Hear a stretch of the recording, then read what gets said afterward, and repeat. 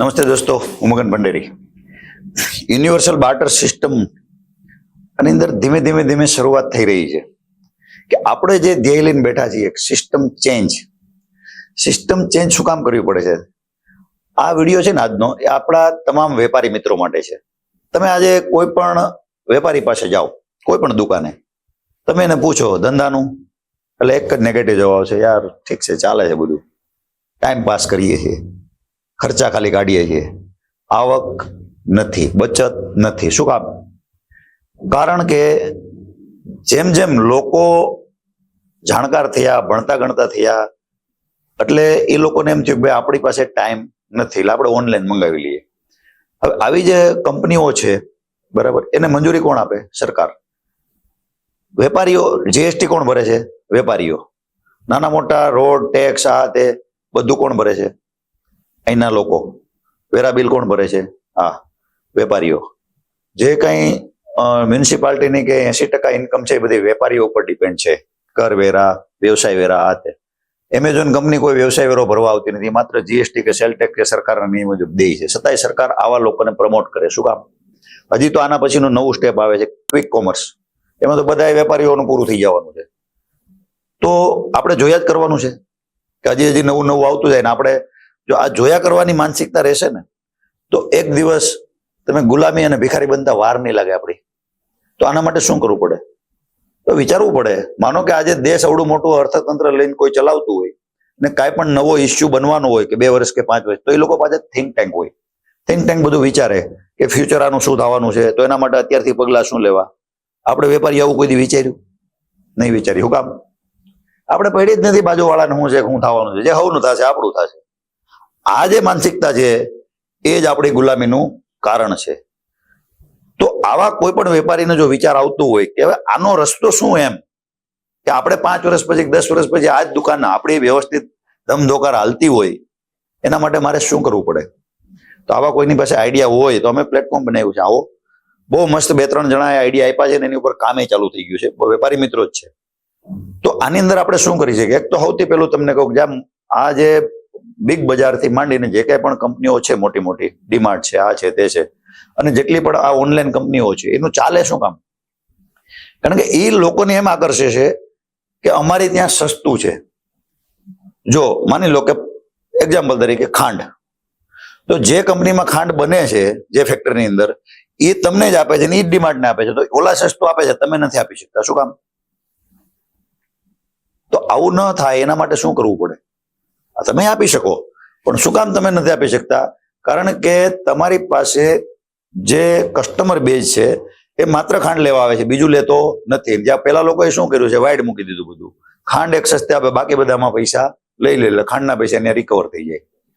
આ જ સિસ્ટમ ઉપર કામ કરે. કોઈ ઘરેથી મફતનું દેતા નથી અને લોકોને એમ થાય કે મને ફાયદો થયો. તો આના માટે આપણે શું કરીએ છીએ?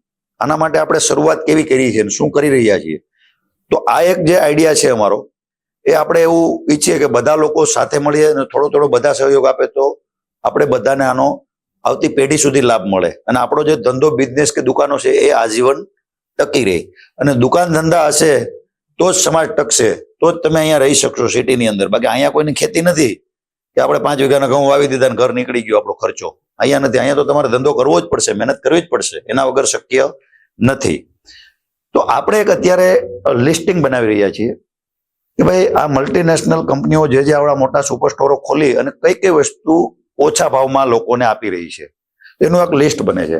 માનો કે અહીંયા 5000 વસ્તુ છે, એમાંથી આ 200 આઈટમ છે જેમાં જ એ લોકો તમને ફાયદો આપે છે. આ 200 આઈટમનું લિસ્ટિંગ કરીને આપણે અલગ તારવીએ છીએ.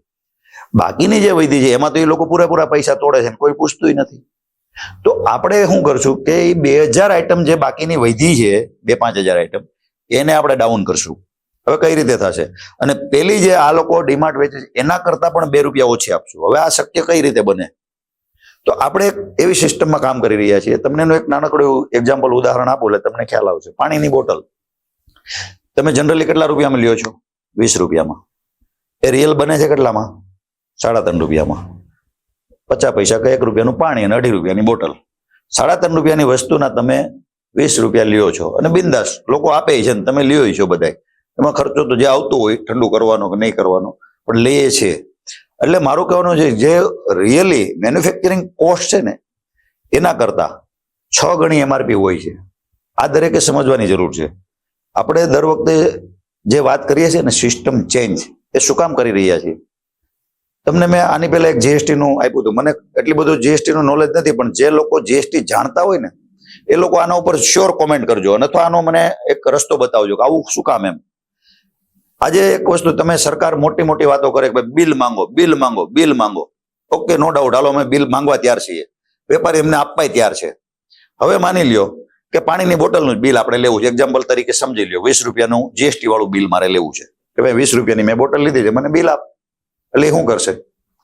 હવે એક તો 3.5 રૂપિયામાં જેને આ બની છે એને ત્યાં જીએસટી ભરશે તો કેટલા રૂપિયાનું ભરશે? એને પોતાની જીએસટી તો ભરવાનું જ છે ને, એ વેપારી છે તો મેન્યુફેક્ચર. હા, તો કેટલાનું ભરશે? 3.5 રૂપિયા ઉપર જે જીએસટી આવતો છે એ ભરી દીધો. ઓકે, હવે એની પાસેથી એનો જે સપ્લાયર છે એને લીધી ખરીદી, એક્ઝામ્પલ તરીકે એને 5 રૂપિયામાં લઈ લીધી, બરાબર. તો એ કેટલા રૂપિયા ઉપર જીએસટી ભરશે? 5 રૂપિયા ઉપર જે થતું હશે એ, કારણ કે એને બિલ 5 રૂપિયા વાળું જ મળ્યું છે ને એનું. તો પછી વેપારી પાસે આવી લે, એને 6 કે 7 રૂપિયામાં, જનરલી બધાને 7 રૂપિયામાં બોટલ મળે છે અત્યારે, બાકીને એ પછી 20માં વેચે છે. એને 7 રૂપિયા પ્રમાણે એનું જીએસટી ભરી દીધું. ઓકે, હવે એન્ડ કસ્ટમર હું આવ્યો, 20 રૂપિયાની બોટલ મને આપી, મેં એમ કીધું કે મને બિલ આપો, સરકારની જાહેરાત છે, બિલ નહીં આપો તો હું કાયદેસર કરીશ. તો મને બિલ કેટલાનું આપશે? 20 રૂપિયા પ્લસ જીએસટી. તો શું કામ ભાઈ? 20 રૂપિયા પ્લસ જીએસટી એટલે હું આમ આદમી છું અને કોમન મેન છું એટલે મારો ગુનો છે કે મારે 20 રૂપિયા ઉપર જીએસટી ભરવાનું, અને આ બધા વેપારીને 3 રૂપિયા જે પડતર થયું એના ઉપર ભરવાનું.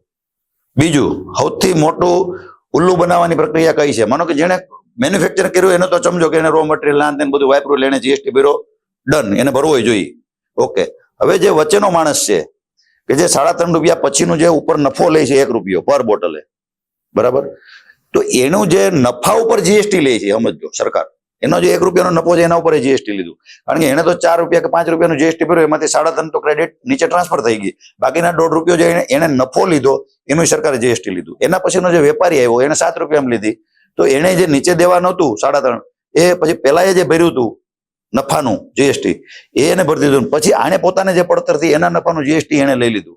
અને હવે હું આવ્યો તો મને તો 20 રૂપિયાનું સીધું લઈ લીધું મારી પાસેથી, બરાબર. તો મારું જે જીએસટી છે એ ક્રેડિટ કોને થયું? આ વેપારીને. તો નુકસાન કોને થયું? મને. તો આમ જનતા આવું નુકસાની શું કામ ભોગવે? આવી ગુલામી શું કામ કરે સરકારની? આના માટે સિસ્ટમ ચેન્જ કરવી પડશે, તો જ લોકોને સસ્તું મળશે, એટલું યાદ રાખજો. સસ્તું જો તમારે લોકોને દેવું હોય તો આ સિસ્ટમને પેલા બ્રેક કરવી પડે. હા, તો એના માટે આપણે શું કરીએ છીએ કે આપણી કોઈ પણ પ્રોડક્ટ, હવે પછી આપણે માની લો કે અત્યારે આગળ વધી રહ્યા છે ધીમે ધીમે, એક્ઝામ્પલ તરીકે તમને કહું કે આપણે કોઈ પણ એક પ્રોડક્ટ સિલેક્ટ કરીને બહાર પાડીએ છીએ, તો આપણે શ્રી સેવાની સિસ્ટમમાં ચાલવાના છીએ. શ્રી સેવા એટલે શું? કે દરેક વેપારીનો અધિકાર છે કે જે પૈસાનું મૂડી રોકાણ કર્યું હોય એ વર્ષની અંદર 25% સુધી એનું રિવોર્ડ મેળવી શકે, 4 વર્ષમાં એ પૈસા ડબલ કરી શકે, અને એમાં આપણે પણ બધા એગ્રી છીએ. હવે માની લ્યો કે અત્યારે તમે એક્ઝામ્પલ તરીકે કોલગેટ બહાર પાડી, બરાબર. હવે કોલગેટની મેન્યુફેક્ચરિંગ કિંમત છે 18 રૂપિયા 100 ગ્રામના, બરાબર. હવે આપણે એવું વિચારીએ છીએ કે આપણે એની એમઆરપી મૂકી દીધી 25% એના, 25% બીજા વેપારીઓના, અને બીજા 25% ડિસ્ટ્રીબ્યુટરના, 75, એટલે 100%નો વધારો કરીને 36 રૂપિયામાં આપણે બહાર પાડી, ડન. હવે આજે હું એનો કસ્ટમર છું તો મને એક તો એ લોકો સમજી લો 25% ડિસ્કાઉન્ટ આપે છે, આપણે સિસ્ટમ સાથે જોડાયેલા છે, અને 25% સીધું ડિસ્કાઉન્ટ, ડન થઈ ગયું. ઓકે, હવે આ કોલગેટ મને તો 36 જે લોકો પાસેથી મોંઘી મળતી હતી 50 રૂપિયામાં, 80 રૂપિયામાં, 60 રૂપિયા, એની જગ્યાએ મને કેટલા મળી? 36 રૂપિયામાં. તો 36 રૂપિયાની કોલગેટ મને અહીંયા મળતી હોય તો હું ડીમાર્ટમાં લેવા જવાનો નહીં જાઉં. તો હવે બીજો ફાયદો શું થશે? હવે માની લો કે એક વેપારી છે, એને ખબર જ છે કે મારે શ્રી સેવામાં ચાલવાનું છે, એને માની લો કે 1000 ટૂથપેસ્ટ બહાર પાડી છે, એટલે એને 25% લેખે નફો મળી ગયો. હવે આ વર્ષમાં 1000ની જગ્યાએ એને 5000 ટૂથપેસ્ટ વેચાણી, તો શું થાય? એક જ વર્ષની અંદર કદાચ એનું પ્રોડક્શન થયું તો શું થાય? વધારે વેચાણ થયું તો શું થાય? તો હવે જે ઉપરના પૈસા છે, બરાબર, શ્રી સેવા પછીના, તો એમાંથી એને 10% કે 15% જે સિસ્ટમ નક્કી કરશે એ એને રિવોર્ડ મળ્યું, કે જે એને એફર્ટ બતાવ્યું વધારે વેચાણ માટેનું, લોકો સુધી પહોંચવાનું એ, અને બાકીના પૈસા છે એ જેટલા લોકો ગ્રાહકો છે, ગ્રાહકો છે, એને બાટી દેવામાં આવશે. એટલે સરવાળે એ પ્રોડક્ટ ડાઉન થશે. અત્યારની સિસ્ટમ પ્રમાણે શું થાય છે? જેમ જેમ દિવસ વધે, આગળ વધે, એમ આજે જે વસ્તુ હતી એ કાલે મોંઘી થતી જાય. જ્યારે આ સિસ્ટમમાં શું થશે કે જેમ જેમ તમે યુઝ વધારશો, જેમ પ્રોડક્ટ વધારે વાપરશો એમ તમારી કોસ્ટિંગ ડાઉન આવશે, તમારી જે ખરીદી છે એ ડાઉન થશે ઓટોમેટિકલી. કારણ કે તમને આ જે પૈસા વધારાના થવાના છે, વર્ષનું જે તમે ટાર્ગેટ કર્યું છે એની અંદરથી તમને આનો ફાયદો થવાનો છે. હવે તમે વિચાર કરો, આપણે જો બેઠા રહેશું ને તો આ શક્ય, તમને એવું લાગશે કે આ વસ્તુ રિયલી શક્ય નથી. હું તમને કહાની કહું. એક વ્યક્તિ છે એને મજા આવી એટલે દરિયામાં સફર કરવા નીકળી જતો પોતાની એક બોટ લઈને ટાઈમ પાસ કરવા. એમાં એક દિવસ એ દરિયામાં પોતાની બોટ લઈને ગયો નાની એવી, એમાં વાવાઝોડું થયું અને તોફાન આવી ગયો, એમાં બોટ તૂટી ગઈ અને ડૂબી ગઈ અને આ એક પાટિયાના સહારે તરતો તરતો ટાપુ ઉપર પહોંચી ગયો. હવે બેઠો બેઠો વિચારે કે હવે શું કરવું એમ, જેમ અત્યારે બધા વેપારીઓ આપણે વિચારીએ કે આવું થાય તો આપણે શું કરશું એમ, બરાબર. તો મુશ્કેલી તો દરેકને આવવાની જ છે. તો આને વિચાર્યું કે હવે અહીંયા દિવસો તો કાઢવાના જ છે, સારું હાલો ને કંઈક ઠંડી ને એવું છે તો કંઈક રહેવાની વ્યવસ્થા તો કરું, તાપણાની નાન તેને એવું તો બધું કરું. જોયું પણ તાપણું કરવા હળગાવવાનું તો કઈ છે નહીં. તો એને નક્કી કર્યું કે હાલો ધીમે ધીમે ધીમે કરીને બધું ભેગું કરું. એટલે એને લાકડા નાન તેને કાપી કાપીને બધું થોડું ઘણું ભાંગી તોડીને બધું ભેગું કર્યું. તો 2-4 દિવસ પછી એને બધું એને ઝૂંપડી બનાવવાની કોશિશ ચાલુ કરી. બધું ઝૂંપડી બનાવી, આ તે બધું કમ્પ્લીટ કર્યું. કોઈ આવે નહીં, વિચાર કરે કે ભગવાન તે મારી યાર આવું કેમ કરે છે. એટલે એક દિવસ પાછું એમ થયું કે હવે આ ઝૂંપડી તો આઈને રહી ને તો કઈ થાય નહીં, સારું હાલ લઈ કે હું આમ બીજા ટાપુમાં બીજા છેડા બાજુ જાવ કંઈક મળી જાય તો. એટલે એ બધું એમાં ગયો. ત્યાં એમ જઈને આવતો હતો તો મોડું થયું એટલે વરસાદ ચાલુ થઈ ગયો, જોરદાર વાવાઝોડું, ઝૂંપડી બુપડી બધું પડી ભાંગ્યું. એટલે વિચાર કરે ભગવાનને મારી હજી પરીક્ષા કરવા છે. એક તો માંડ કરીને એક તો અહીં ટાપુમાં જીવતો બચ્યો હું, આ બધું ભેગું કરીને ઝૂંપડી બાંધી, ઝૂંપડી પાડ નાખી. હવે શું કરવું, હવે નવી ઝૂંપડી બનાવવાની તો હિંમત રહી નથી. તો બીજે દિવસે પાછો વરસાદ ચાલુ થયો. એટલે જે ઝૂંપડી ભાંગીને ભેગી થઈ ગયેલી હતી એની ઉપર વીજળીનો કડાકો થયો અને વીજળી પડી એટલે એ ઝૂંપડીનું જે મટીરિયલ બધું હતું એ હળગ્યું એટલે ધુમાડો થયો. એટલે 1-2 કલાક પછી એક મોટું જહાજ આવતું દેખાણું, બરાબર. અને જહાજ આવીને એને લઈ ગયું. એટલે એને ઓલા જહાજ વાળાને પૂછ્યું કે ભાઈ તમે કેટલા દિવસ છે? કે અમે 15 દિવસ. 15 દિવસમાં અમે તો અહીંયા 4 ફેરો નીકળ્યા. કે તો કેમ તમને જોવા ન મળ્યા? કે પણ અહીંયા આ નિર્જન ટાપુ છે, અહીં કોણ જોવા મળે, પણ આજે અહીંયા હળગતું દેખાણું એટલે અમને એમ થયું કોઈ છે એટલે અમે આવ્યા. તો એટલું યાદ રાખો કે તમે જે કાંઈ પણ કાર્ય કરી રહ્યા છો ને એનું ગમે તે ભગવાને કોઈ પણ વિધિ વિધાન લખ્યું છે. તમને એમ થતું હોય કે અત્યારે હું અમે આ ધંધો લઈને બેઠા છીએ, આમાં આમ કરશું તો આમ થશે, 100% તમને એમ જ થશે કે આ કાંઈ કામનું જ નથી. આજે એમાં ઝૂંપડી બનાવી તો કે હવે કાંઈ કામ નથી, પડી ગઈ કાંઈ કામ નથી, વીજળી પડીને હળગી તો જહાજ આવ્યું. એમ તમે કાંઈક ને કંઈક આની અંદર ઇમ્પ્રુવમેન્ટ લાવશો, આની અંદર નવા આઈડિયા લાવશો તો ધંધો ટકી રહેશે. તો અમે આની અંદર અત્યારે એક દવાઓ અને બ્યુટી પ્રોડક્ટથી સ્ટાર્ટ કરી રહ્યા છીએ. આની અંદર ધીમે ધીમે લોકો આપણી સાથે જોડાય. એક વ્યક્તિ એવા છે કે મધ સાથે જોડાણા છે આપણી સાથે. જનરલી તમે સારામાં સારું મધ બહાર લેતા હોય તો 500-600 રૂપિયાનું કિલો મળતું હોય. આ વ્યક્તિ આપણને 350 થી 450 ની વચ્ચે શુદ્ધ મધ આપશે દરેક લોકોને, બરાબર. અને તમારે એ બી જો જેમ જેમ વધતું જશે વેચાણ તો એ બી ભાવ ડાઉન થશે. 350 સુધી લાવવાના પ્લાનમાં છે, વધારવામાં નથી કે આજે મારી પ્રોડક્ટ હાલી ગઈ તો હું એના ભાવ વધારી દઉં, હવે 350 550 કરી દઉં. આપણામાં આ સિસ્ટમ આવશે જ નહીં. તો આવી રીતના તમારી પાસે કોઈ આઈડિયા હોય, તમે કંઈક પણ નવી પ્રોડક્ટમાં હવે તમે વિચારતા હોય, હવે તમે એક વિચારો કે ભાઈ ચાલો મારે આજે મારા ધંધાની અંદર 1 કરોડ રૂપિયા કામમાં છે, તો મારે કેટલું એફર્ટ અપનાવવું પડે, મારી પાસે કેટલું મૂડી હોવી જોઈએ, એનો કોઈ આઈડિયા અંદાજ કરો. 1 કરોડ રૂપિયા મારા કામમાં છે, ચાલો એક્ઝામ્પલ તરીકે 5 વર્ષમાં મારે 1 કરોડ કામમાં, એટલે દર વર્ષે 20 લાખ કમાવાની વાત થઈ. તમારી પાસે ફૂલ પ્રૂફ આયોજન, થિંક ટેન્ક એવું કઈ છે? તો કે નથી. તો આપણે શું વિચારીએ કે આપણે 25-50 લાખ રૂપિયાનું કંઈક રોકાણ કરીએ, 20 લાખનું રોકાણ કરીએ, ધીમે ધીમે એમ કરતા 5 વર્ષમાં આપણે કરોડ કરી લઈએ. આવી કોઈ જરૂર નથી. ખાલી તમારી મનની ઈચ્છા હોય કે મારે કરોડપતિ થવું છે તો તમે શૂન્યથી પણ સર્જન કરી શકો. દરેક લોકોની આવી કહાનીઓ છે. કોટક બેંક છે, જાણી લો એની હિસ્ટ્રી, એને ક્યાંથી શરૂઆત કરી હતી, અત્યારે કોટક મહિન્દ્રા બેંક આખી બનાવી લીધી, બરાબર, ઉદય કોટક.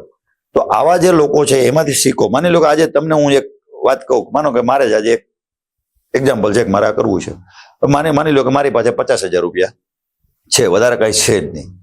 તો હું શું કરીશ? થર્ડ પાર્ટી મેન્યુફેક્ચરિંગ, બરોબર.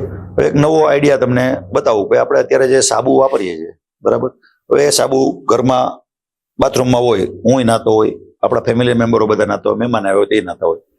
તો વધારાનો સાબુ ત્યાં પડ્યો હોય, ભીનો હોય, સુકાતો ન હોય, આપણે બીજો નાવા ગયો હોય તો એની ઉપર જે કઈ વાળ છે આ છે તે ચોંટ્યા હોય માથાના કાતે, આપણને મજા ન આવે અડવાની બી. તો આનું સોલ્યુશન શું એમ? તો 50,000 રૂપિયા લઈને હું એક ધંધો ચાલુ કર્યું, બરાબર, કે ભાઈ બોડી બાથ સોપ, જેને કહેવાય આપણે એને શેમ્પુ ટાઈપનો બાથ આવશે, બરોબર, બાથ સોપ. તો આવો જે બાથ સોપ જેલ ટાઈપનો જે આવે એનું માની લો કે બોટલ મેં બનાવી લીધી, 50,000 રૂપિયા છે, અને માની લો કે 48 રૂપિયા મારે બોટલ બને છે 100 ml ની, એક્ઝામ્પલ તરીકે. તો મેં 1,000 બોટલ આપી, એટલે 48,000 નું મારું ઇન્વેસ્ટમેન્ટ થઈ ગયું, મારી જ બ્રાન્ડથી, મારા નામથી, થર્ડ પાર્ટી મેન્યુફેક્ચરિંગ બની ગયું, આવી ગયું. ઓકે, હવે મેં આને પ્રમોટ કરવાનું ચાલુ કર્યું. મારો ટાર્ગેટ શું છે? આ એક્ઝામ્પલ તરીકે આની અંદર મને સામે 48 રૂપિયા છે, તો 25 રૂપિયા બીજા મળે, 75 રૂપિયા કે 80 રૂપિયા હું વેચું છું, એટલે મને 25 રૂપિયા મળી રહ્યા છે.